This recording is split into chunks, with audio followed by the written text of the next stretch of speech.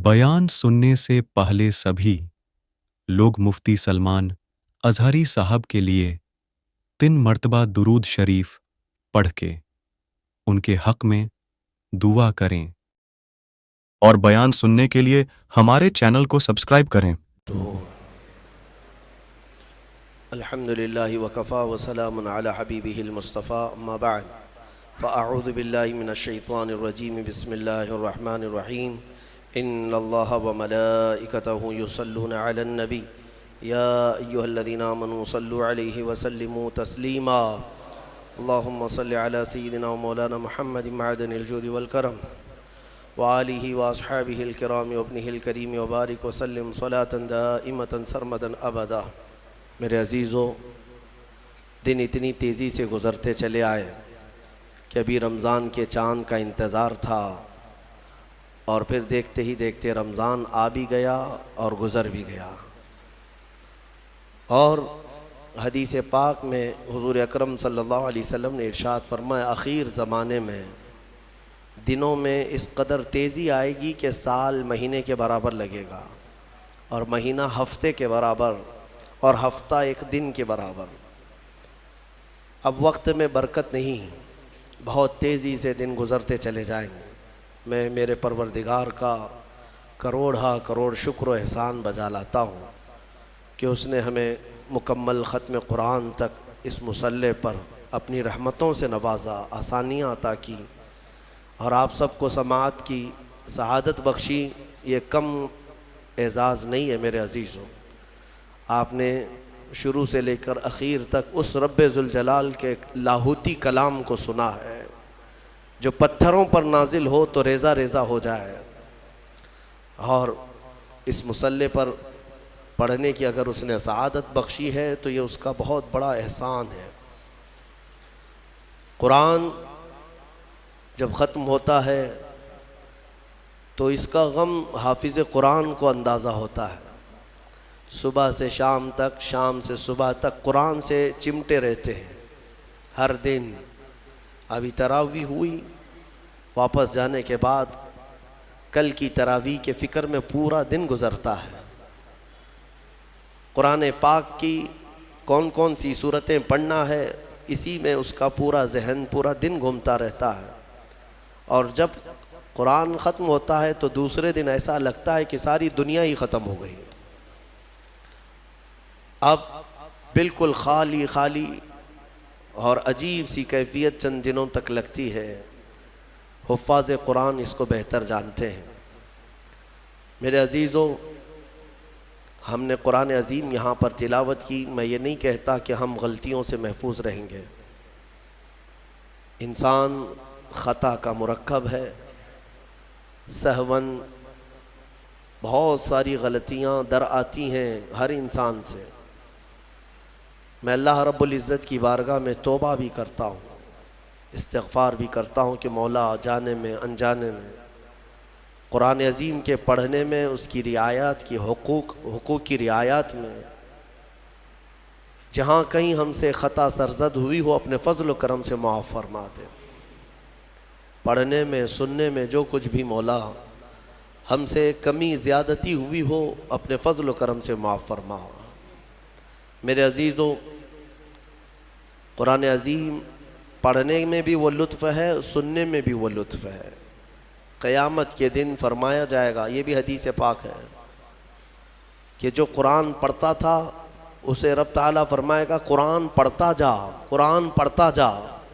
वो जब कुरान पढ़ता जाएगा तो उसे हुक्म होगा एक एक आयत पढ़ और एक एक दर्जा ऊपर जा, तरक्की करता जा। वो कुरान पढ़ता रहेगा और दर्जात की बुलंदी उसकी होती रहेगी। और हुज़ूर पाक सल्लल्लाहु ताला अलैहि वसल्लम की अहादीस का ये भी मफ़हूम है कि हाफिज़ कुरान जो कुरान के हलाल को हलाल समझता हो, कुरान के हराम को हराम समझकर उस पर अमल करता हो, क़यामत के दिन वो अपने ख़ानदान के ऐसे 10 लोगों की सिफारिश करके जन्नत ले जाएगा जिन पर दोज़ख में जाना वाजिब हो गया था। अपने ख़ानदान के ऐसे 10 अफराद को ले जाने की उसे इजाज़त दी जाएगी। और مجھے آج اس مصلی پر محراب پر قرآن پاک کا دور سناتے ہوئے 23 سال گزر گئے۔ الحمدللہ یہ 23واں سال ہے میرا تراویح کا قرآن پاک، اور میرے خیال سے ہاشمی مسجد میں نے 6 سال سنایا ہے، یہ 6واں سال تھا مختلف مقامات پر۔ لیکن کبھی یہ موٹے قرآن کو، اتنا ضخیم قرآن اٹھا کر کے ہم دیکھتے ہیں تو یقین نہیں ہوتا کہ یہ پورا کا پورا سینے میں آیا کیسے، یہ محفوظ کیسے ہے۔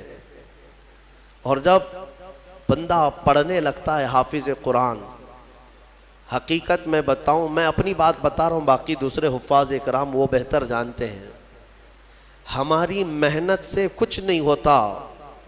جب پڑھنے کے لیے وہ کھڑا ہو جاتا ہے تو من جانب اللہ، خود اللہ تعالیٰ اس کی مدد فرماتا ہے۔ اگر اللہ رب العزت دروازے نہ کھولے تو وہ ایک آیت آگے نہیں بڑھ پائے گا۔ ہاں، یہ رب تبارک و تعالیٰ کی طرف سے انعام ہے، اکرام ہے۔ میرے عزیزو، یہ قرآن یاد کرنے کے لیے جب بچے بھی کوشش کرتے ہیں تو 5 سال کے بچے بھی حافظ قرآن بنے ہیں، دنیا میں ریکارڈ ہے۔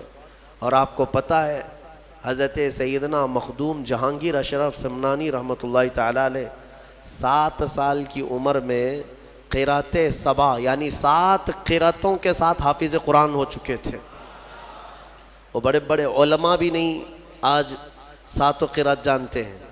7 قراتیں ہیں قرآن پاک کی، سب میں الگ الگ انداز ہے پڑھنے کے، اور وہ ایک عربی لینگویج جاننے والا، نحو اور صرف اور ان تمام امور کو جاننے والا یہ قرات سبع بہتر سمجھ سکتا ہے، عام لوگوں کے سمجھ میں نہیں آئے گی یہ چیزیں۔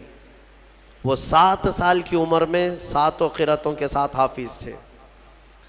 میرے عزیزو، یہ قرآن آج بھی معجزہ ہے، سینوں میں یوں ہی نہیں آتا، بڑا ذہین بھی ہو اور رب تبارک و تعالیٰ کی مرضی نہ ہو تو اس کے سینے میں ایک پارہ بھی نہیں آتا۔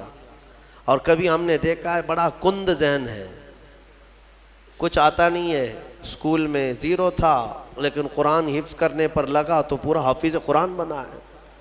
ایسے بھی میں جانتا ہوں جن کو 2+2 معلوم نہیں ہے لیکن حافظ قرآن ہو جاتے ہیں۔ یعنی اس قدر دیہات سے آئے ہوئے بچے تھے جن کو کچھ نہیں معلوم تھا لیکن قرآن پورا یاد تھا۔ یہ معجزہ ہے قرآن کا۔ اعلیٰ حضرت امام احمد رضا خان فاضل بریلوی رضی اللہ تعالیٰ عالم تھے، بڑے مفتی تھے۔ آپ اندازہ کریں 14 سال کی عمر میں وہ مفتی بن چکے تھے۔ 13 سال کچھ مہینے، جس دن وہ بالغ ہوئے اس دن پہلا فتویٰ انہوں نے لکھا ہے 14 سال کی عمر میں۔ بہترین عالم، بہترین مفتی، لیکن حافظ نہیں تھے آپ، قرآن کے حافظ نہیں تھے۔ کسی نے آپ کو خط میں القاب لکھا، حضرت علامہ مولانا حافظ و قاری احمد رضا خان صاحب، اس میں حافظ و قاری کا بھی لقب لگا دیا۔ دوسرے ہوں تو پھیل جائیں گے کہ جتنے لقب فری میں ملے اچھا ہی ہے۔ اعلیٰ حضرت نے دیکھا کہ میں حافظ ہوں نہیں اور لوگ مجھے حافظ سمجھ رہے ہیں۔ یہ شعبان کی آخری تاریخ تھی، شاید دوسرے دن سے رمضان شروع ہو رہا تھا۔ آپ نے اس خط والے کے گمان کے مطابق اپنے آپ کو اتارنے کے لیے عزم کر لیا کہ اس کے خط کا جواب بعد میں لکھوں گا، حافظ قرآن پہلے بنوں گا، کیونکہ اس نے حافظ کہا ہے، مجھے حافظ قرآن کہا۔ تو اعلیٰ حضرت کا معمول یہ تھا کہ روزانہ رمضان میں فجر سے لے کر کے شام تک ایک پارہ یاد کرتے تھے اور تراویح میں ایک پارہ سنا دیتے تھے، یہاں تک کہ 29ویں رمضان کو یا 27 کو آپ مکمل 1 مہینے کے اندر حافظ قرآن ہو گئے۔ 1 مہینے کے اندر حافظ قرآن، ہاں 1 مہینے میں وہ حافظ قرآن ہو گئے۔ قرآن کا یہ معجزہ ہے، اللہ تبارک و تعالیٰ وہ جس کے سینے میں چاہے اس کو عطا فرما دے۔ میرے عزیزو، آج بھی بہت سارے ایسے بچے ہیں جو قرآن کو یاد کرتے ہیں بہت بچپن میں، اور ان کے ذہن کے دریچے ایسے کھل جاتے ہیں۔ آپ نے مولانا حارث صاحب کے پیچھے بھی تراویح پڑھی ہے، یہ ہمارے بھتیجے ہیں، انہوں نے تقریباً 4.5 مہینے میں پورا حفظ قرآن کیا، الحمدللہ انہوں نے بھی ایک ریکارڈ قائم کیا تھا، اور اپنے سبق کے دوران انہوں نے 29واں پارہ 2 دن میں پورا پارہ سنایا تھا، آدھا آدھا پارہ ایک دن یاد کر لیا۔ تو یہ اپنے کمال کی بات نہیں، یہ اپنے کسب اور اپنے ذہن کی بات نہیں، رب تبارک و تعالیٰ کی عطا اور فضل۔ امام اعظم ابو حنیفہ کے ایک شاگرد ہیں امام محمد، یہ چھوٹی عمر میں امام اعظم کے پاس پڑھنے کے لیے آئے، داڑھی نہیں تھی، چھوٹے تھے، تو امام اعظم ابو حنیفہ رحمۃ اللہ علیہ کے پاس بڑے بڑے ان کے جو شاگرد تھے، علماء تھے، محدثین بیٹھتے تھے، اس میں ایک چھوٹی عمر کا لڑکا آیا ہے، تو امام اعظم نے ان کو ٹال دیا کہ جاؤ بعد میں، لیکن شوق اتنا تھا امام محمد کا کہ وہ ہٹنے کو تیار نہیں تھے۔ امام اعظم ابو حنیفہ نے ان کو ٹالنے کے لیے کہا کہ بیٹا میں انہی کو پڑھاتا ہوں جو حافظ قرآن ہوتے ہیں، تم حافظ ہو؟ کہا حافظ تو نہیں، حافظ بننے میں 2-3 سال لگ جائیں گے، جب تک تھوڑا سا جوانی آ جائے گی پھر سمجھ لے گا۔ کہا جاؤ حفظ کر کے آؤ۔ وہ گئے، 8 دن کے بعد پھر آئے امام اعظم کے پاس، کہا کہ حضور مجھے شاگردی میں لے لیجئے۔ کہا میں تم کو پچھلے ہفتے بھیجا تھا حافظ بن کر کے آنا، انہوں نے کہا میں پورا حافظ بن کر کے آیا ہوں 8 دن کے اندر۔ میرے عزیزو، یہ اللہ تبارک و تعالیٰ کی طرف سے انعام ہے، اور میرے آقا صلی اللہ تعالیٰ علیہ وسلم کا زندہ معجزہ ہے۔ اللہ تبارک و تعالیٰ اس قرآن پاک کی خوب برکتیں ہمیں عطا فرما ہے۔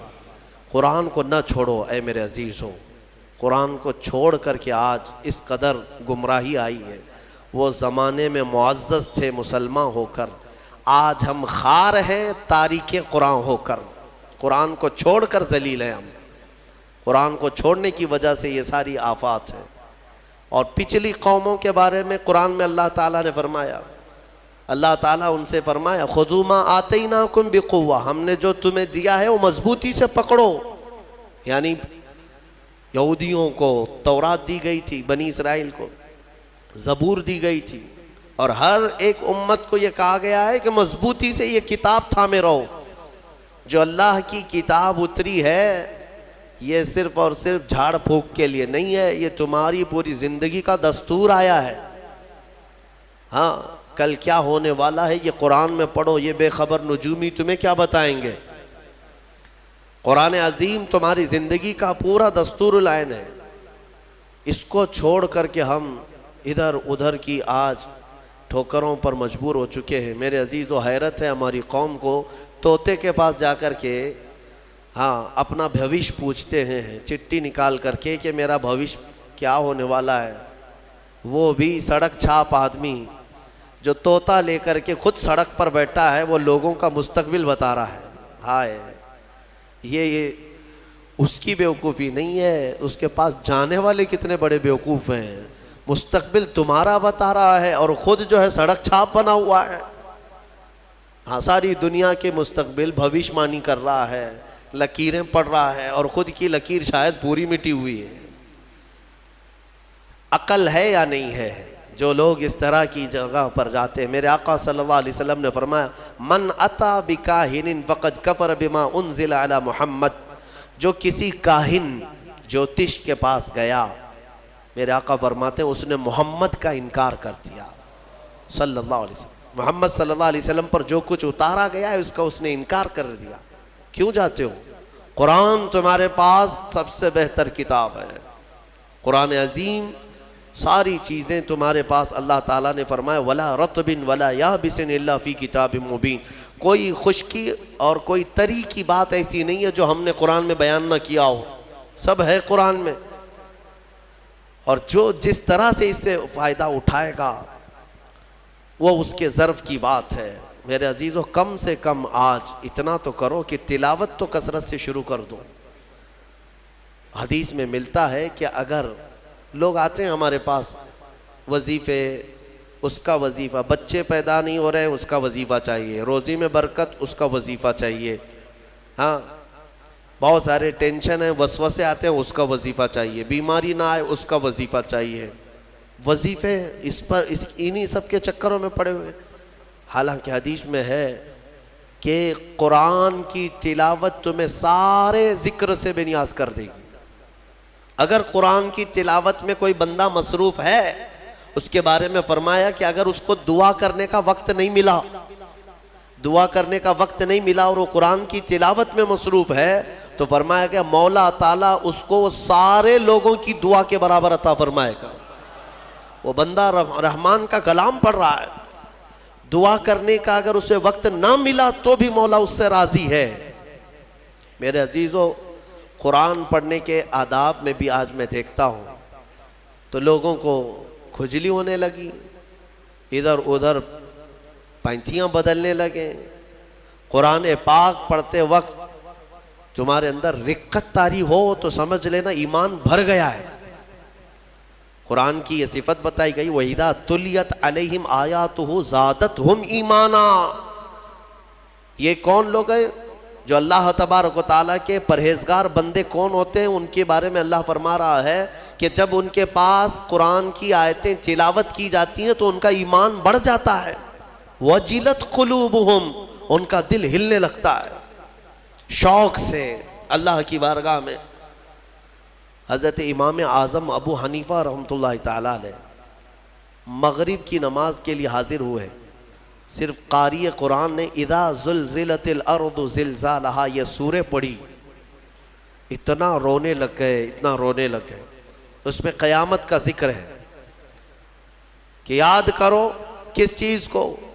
جب زمین ہلا دی جائے گی، وَأَخْرَجَتِ الْأَرْضُ أَثْقَالَهَا، اور زمین کے اندر کی ساری بوجھل چیزیں نکال دی جائیں گی باہر، زمین سب اگل دے گی.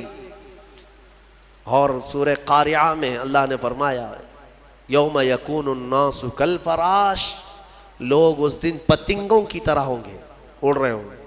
وَتَكُونُ الْجِبَالُ كَالْعِهْنِ، اور پہاڑ روئی کے پھاہے ہوتے، روئی کے اس طرح پہاڑ جو ہے ہواؤں میں اڑ رہے ہوں گے. پورے بڑے بڑے پہاڑ روئی کے پھاہے کے طرح اڑ رہے ہوں گے. اللہ نے قرآن پاک میں جو قیامت کے تذکرے فرمائے، امام اعظم ابو حنیفہ صرف سورہ زلزال پڑھتے رہ گئے. عشاء کا وقت آیا، عشاء پڑھی، پھر کھڑے ہو گئے، صرف یہی اذا زلزلت الارض زلزالہا اسی میں رہ گئے. اتنا روتے کہ ان کی داڑھی سے آنسوؤں کا پانی ٹپ ٹپ ٹپ گرنے لگا مسجد کے اندر. آپ کی عمر اس وقت قریب 70 سال کی ہے، قریب 70 سال کی. میں بتاتا ہوں، جس امام اعظم نے 4000 ختم قرآن کیے ہیں، 5 لاکھ حدیثیں انہیں یاد ہیں، 1000 سے زیادہ بڑے بڑے محدث شاگرد پیدا کیے، اور لاکھوں مسائل کا حل بیان کر دیا، امت پر اتنا بڑا احسان ہے. وہ امام اعظم ایک سورہ پڑھ کر کے رات کے وقت کیا کہہ رہے ہیں جانتے ہیں؟ ان کے ایک شاگرد ہیں مسعر، وہ کہتے ہیں میں رات کے وقت جا کر دیکھا میرے استاد ابھی تک کھڑے، مغرب میں جو گئے تھے ابھی تک کھڑے. آدھی رات گزر گئی تو وہ دروازہ کھول کر پیچھے کھڑے ہوئے تو امام اعظم ہاتھ پھیلا کر یوں رو رہے تھے اللہ کی بارگاہ میں کہ اے مولا، قیامت کے دن اگر ابو حنیفہ کی بخشش ہو گئی تو تعجب کی بات ہے، ورنہ مجھ جیسا آدمی بخشے جانے کے قابل نہیں. امام اعظم کہہ رہے ہیں میری بخشش ہو گئی تو تعجب کی بات ہے، جس نے 4000 ختم قرآن کیے ہوں. اور پھر یوں کہتے ہیں مولا میرے پاس بخشے جانے کے لائق کچھ ہے نہیں سوائے سفید داڑھی کے، اور تو نے فرمایا ہے کہ سفید داڑھی والے کو عذاب دینے میں مجھے حیا آتی ہے، مولا میری سفید داڑھی کو دیکھ کر مجھے معاف کر دینا. یہ قرآن میں محو ہونے والوں کا انداز ہے. اور ہمارے ہاں برسوں ہو جاتے ہیں ہم خوف الہی سے نہ روتے ہیں نہ ہی ہمارے جسم ہلتے ہیں. ہمیں کس چیز کا غرور ہے؟ ہمیں کس چیز سے اطراؤ ہے؟ کیا ہے ہمارے پاس؟ دنیا کے جو سب سے اچھے لوگ تھے وہ صحابہ تھے. ایک بار وہ زور سے ہنس رہے تھے تو میرے آقا نے صرف ان کو اتنی بات پر پوچھا کیا تم سبوں نے قیامت کی تیاری کر لی؟ تو اتنی زور سے ہنستے کس بات پر ہو؟ صحابہ ہنسنا بند کر دی ہے.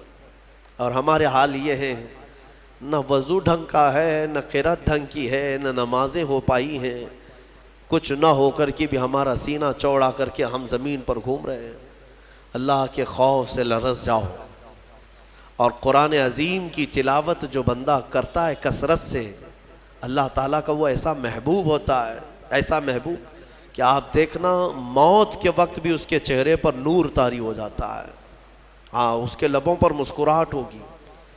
قرآن کثرت سے پڑھنے والے کی روح آسانی سے نکالی جاتی ہے۔ امام احمد بن حنبل بڑے امام ہیں، فرماتے ہیں نزا کیا وقت تھا ان کے، اور اس وقت سے کوئی باہر آتا نہیں، لیکن اللہ تبارک و تعالیٰ جسے چاہے موت کے منہ سے نکالے۔ ان کے ساتھ ایسا ہوا کہ قریب موت کا وقت آ گیا اور سانس جو ہے پھڑکنے لگ گئی، ہلکی ہلکی ہو گئی، لگتا کہ اب روح نکلے گی، تب روح نکلے گی۔ اسی اثنا میں وہ کہتے ہیں کہ شیطان قریب آ گیا، شدت کی پیاس لگی تھی، اور شیطان، کس کی بات کر رہا ہوں؟ امام احمد بن حنبل کی، شدت کی پیاس لگی تھی اور وہ پانی لے کر قریب آیا اور بار بار مجھے اپنی طرف بلاتا تھا، کیونکہ پانی کے لیے آدمی کہیں پر بھی چلا جائے۔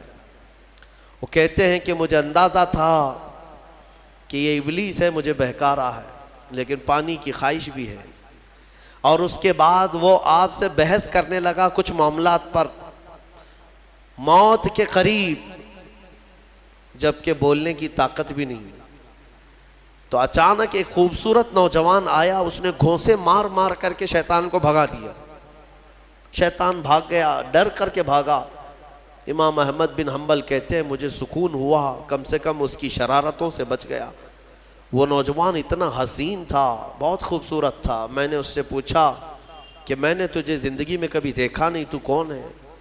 وہ نوجوان کہتا ہے احمد بن حنبل، میں سورہ یاسین ہوں، جس کو تم روزانہ تلاوت کرتے تھے۔ اللہ نے مجھے آج یہ شکل دی اور اس ابلیس کو میں نے مار کر بھگایا کہ تمہاری نزا میں وہ تمہیں گمراہ نہ کر سکے۔ بہرحال یہ کیفیت ان کی ختم ہوئی، آپ نے یہ بیان کیا، پھر بعد میں دوبارہ آپ شاید نزا کے عالم میں گئے اور انتقال ہوا۔ لیکن میرے عزیزو، اندازہ کرو اتنے بڑے امام جن کا حال یہ ہے کہ لاکھوں حدیثوں کے وہ حافظ ہیں، ان کے ساتھ ابلیس اخیر وقت میں ایسے شدت سے گمراہ کرنے کی کوشش کرتا ہے، تو ہمارا اور تمہارا کیا حال ہوگا؟ اگر کوئی چیز اس وقت بچائے گی تو یہ اللہ کا کلام۔ یہاں تک کہ جب قبر میں دفن کر کے لوگ چلے جاتے ہیں تو قبر کے حالات بہت سخت ہیں۔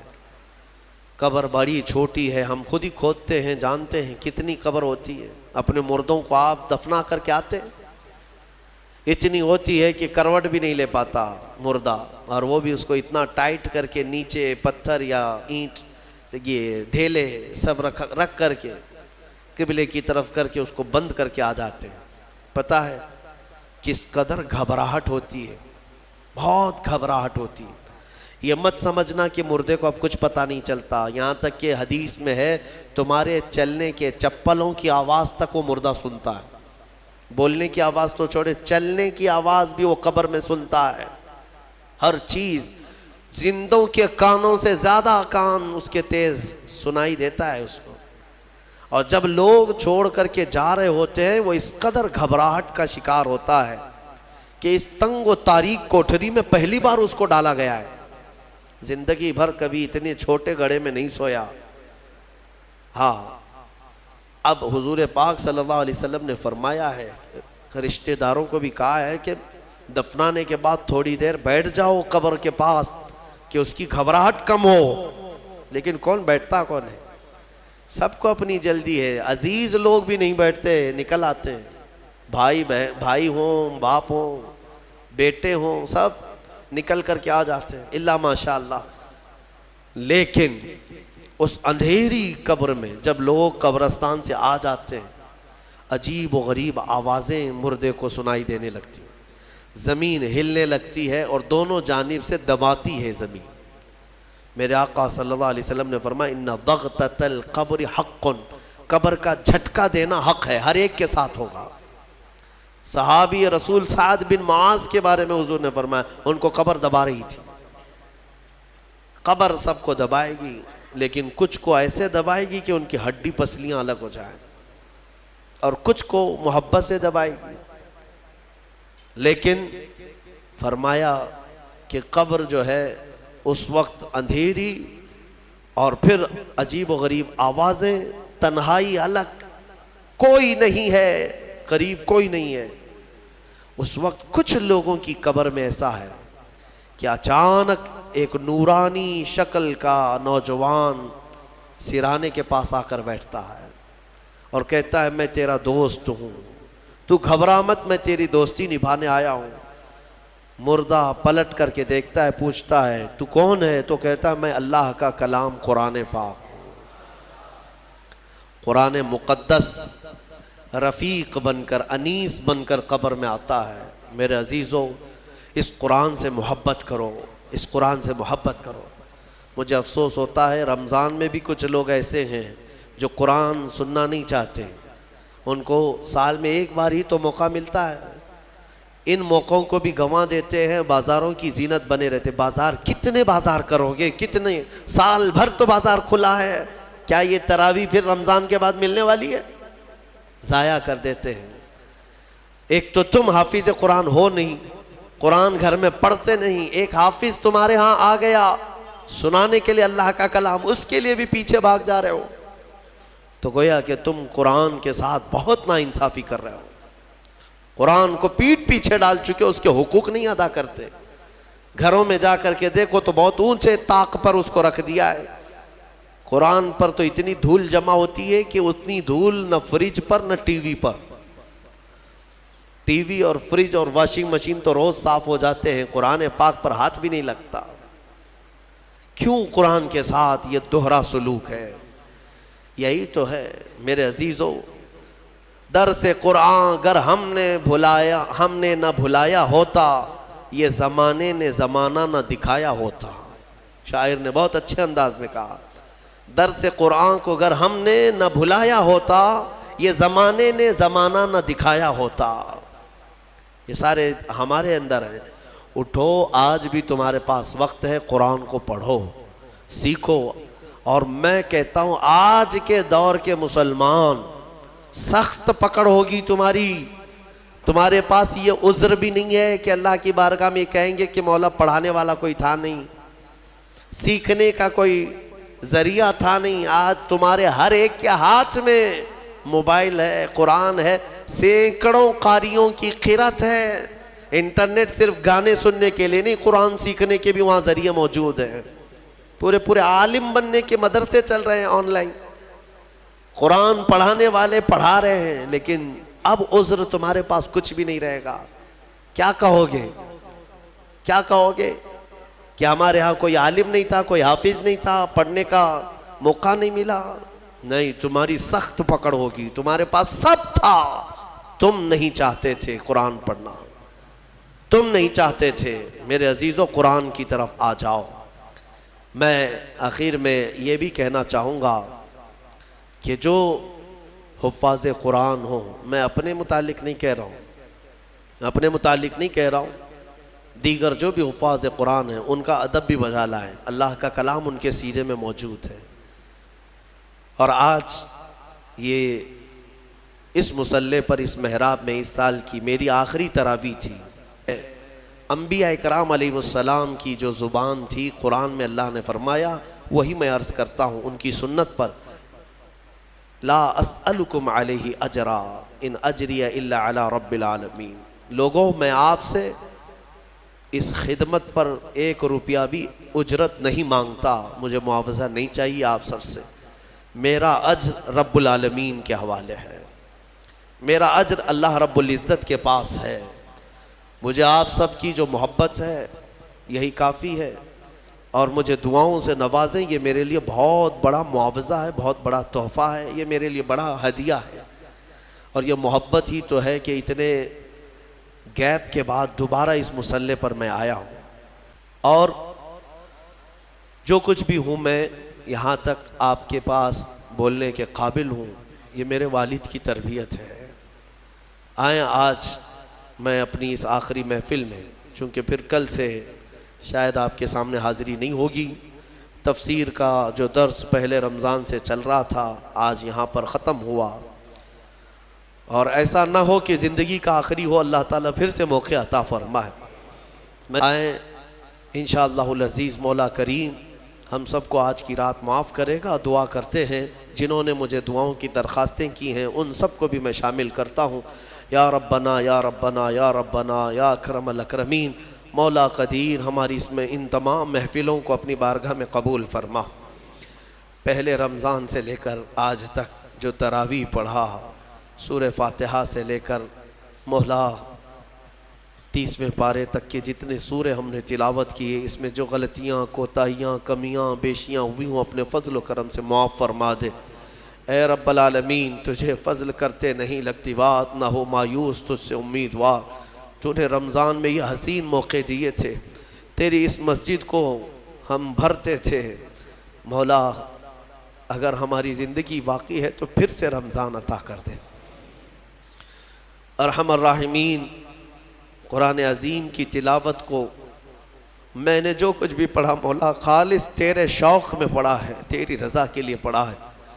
اے رب قدیر مجھے ایمان کا اضافہ عطا فرما، جتنے لوگوں نے خلوص سے سنا ہے مولا ان سب کو اجر عطا فرما، اور تفسیر قرآن جو آج تک کی محفلیں ہوتی رہیں اس میں جو غلطیاں کوتاہیاں ہوئی مولا سب سے میں توبہ کرتا ہوں، مجھے معاف فرما دے، سننے والوں کو بھی معاف فرما دے، اور دور دراز سے کئی لوگ آن لائن سن رہے ہیں، محفلوں میں شامل ہوتے ہیں مولا ان سب کی بھی مغفرت فرما دے۔ ارحم الراحمین آج کئی لوگ تیرے دربار میں ہاتھ پھیلائے ہیں، کچھ محتاج ہیں، کچھ غریب ہیں، اپنے اپنے گھروں کی پریشانیاں، کچھ تو وہ ہیں جو بول نہیں سکتے۔ اے رب ذوالجلال سب کی پریشانیاں دور کر دے۔ اے رب العالمین پورے ہندوستان کے مسلمان اس رمضان میں پریشان ہیں مولا، جائیں تو کدھر جائیں، کس سے اپنے غم کی داستان سنائیں، سمجھ میں نہیں آتا مولا۔ حالات اس قدر بدلتے جا رہے ہیں کہ چھوٹی ذاتوں کے اور نیچ قسم کے لوگ تیری مسجدوں پر، تیرے اولیاء کے مزاروں پر اور مسلمانوں کی گردنوں پر راج کرنے لگ گئے ہیں۔ اے قدیر و جبار خدا ان ظالموں کو کیفر کردار تک پہنچا دے۔ ارحم الراحمین جو بے قصور ہمارے بچے گرفتار ہوئے ہیں ان کو آزاد کر دے۔ الہ العالمین تو جہنم سے آزاد کرتا ہے، امت مصطفیٰ کو جیلوں سے آزاد کر دے، تیرے لیے بڑی بات نہیں ہے مولا۔ جو بچے ناحق گئے ہیں ان کو آزادی عطا کر، ظالموں کے چنگل سے انہیں آزاد کر دے یا ارحم الراحمین۔ مولا یہاں پر جتنے حاضر ہیں اور جو دور دراز سے سن رہے ہیں سب کو قرآن عظیم کا شوق عطا فرما، آخری سانس تک مولا قرآن کی تلاوت کرنے اور سننے کی توفیق عطا فرما۔ ہم قبر میں جائیں تو اس قرآن کو ہمارا دوست بنا دے، حشر کے دن مولا قرآن کو ہمارا شفیع و مددگار بنا دے۔ ارحم الراحمین میں گنہگار ہوں اور بڑے مرتبوں کی خواہش، تو کریم ہے خدایا تیری بندہ پروری ہے، صرف آج کی رات اتنی التجا ہے، کل قیامت کے دن جب تیرے حبیب محمد مصطفیٰ صلی اللہ علیہ وسلم ہزاروں غلاموں کی جھرمٹ میں جنت کی طرف جا رہے ہوں، ان غلاموں میں ہمیں شامل فرما دے مولا، جہنم سے آزاد ہونے والوں میں ہمیں شامل فرما دے۔ خصوصیت کے ساتھ یہاں پر جتنے لوگوں نے بھی میرے ساتھ محبت کا سلوک کیا سب کو اپنی شان کے مطابق اجر عطا فرما۔ میں فقیر آدمی ان کی محبتوں کا صلہ نہیں دے پاؤں گا مولا، سب کو تو اپنی شان کے مطابق اجر عطا فرما۔ ہمارے بچے، ہمارے شاگرد جو روزانہ قرآن پڑھتے تھے، سنتے تھے، اراکین، انتظامیہ، معاونین، امام، خطیب، سب کو مولا اپنے شان کے مطابق اجر عطا فرما۔ خصوصیت کے ساتھ میرے والد گرامی کی مغفرت فرما مولا۔ جتنے لوگوں کے والدین انتقال کر چکے، رشتہ دار انتقال کر چکے، ان کی قبروں کو بقعہ نور بنا دے مولا۔ ہو سکتا ہے ان کی خطاؤں کی وجہ سے ان کی قبریں تحریک ہو گئی ہوں مولا، ہم اجالوں میں بیٹھے ہیں، ایک بار ہماری دعا کے ذریعے ان کی قبروں کو اجالا کر دے۔ مولا تو ارحم الراحمین ہے، تو ارحم الراحمین ہے، ہمارے والدین کی قبروں کو اجالا کر دے۔ مولا ان کو رحمت و انوار کی بارشیں عطا کر، جو کچھ بھی جانے انجانے میں ان کی زندگیوں میں خطائیں ہوئی وہ معاف کر دے۔ سخت سوالات نہ کر، نکیرین کے سوالات سے مولا ان کو آزادی دے دے، آسانی عطا کر، جوابات میں آسانی عطا فرما، قبر کے دبانے سے بچا لے۔ اے رب العالمین، ہم جنت میں جانے کے قابل تو نہیں ہیں، مگر تیری جہنم کا عذاب سہنے کے بھی قابل نہیں ہیں۔ بخش دے بس تیرے فضل سے مولا، تیرے فضل سے بخش دے، اور تو ہمیں بے حساب جنت عطا فرما دے۔ کل قیامت کے دن اگر تو ہم سے سوال کرے گا تو مولا ہمارے پاس ایک سوال کا بھی جواب نہیں ہے۔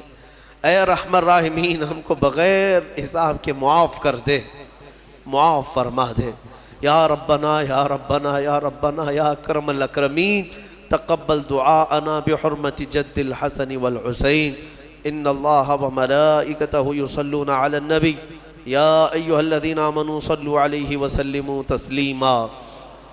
اللہم صل علی سیدنا محمد معدن الجود والکرم وآلہ واصحابہ الکرام وابنہ الکریم وبارک وسلم۔ سبحان ربک رب العزة عما یصفون وسلام علی المرسلین والحمد للہ رب العالمین، وآخر دعوانا ان الحمد للہ رب العالمین۔ السلام علیکم۔